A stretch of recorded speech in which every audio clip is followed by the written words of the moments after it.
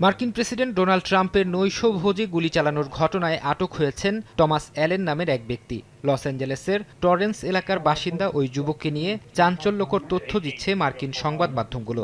জানা গেছে তিনি পেশায় একজন শিক্ষক এবং video game developer. C2 education নামের একটি প্রতিষ্ঠানে শিক্ষকতা করতেন তিনি। এমনকি 2024 সালের ডিসেম্বরে সেরা শিক্ষক হিসেবেও ভূষিত হয়েছিলেন।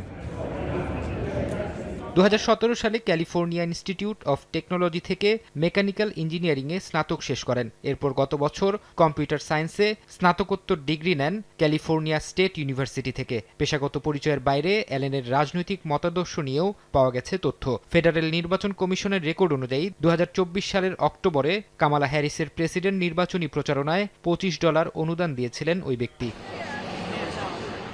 নৈশভোজে প্রেসিডেন্ট ট্রাম্পের উপস্থিতিতে এই হামলার চেষ্টার কী উদ্দেশ্য ছিল তা নিয়ে জিজ্ঞাসাবাদ চলছে। কর্মকর্তাদের দাবি, জনবহুল ওই অনুষ্ঠানে হামলার পরিকল্পনা বড় ধরনের নিরাপত্তা শঙ্কার সৃষ্টি করেছে। তবে পুরো ঘটনা খতিয়ে দেখছে মার্কিন নিরাপত্তা বাহিনী ও গোয়েন্দা সংস্থা।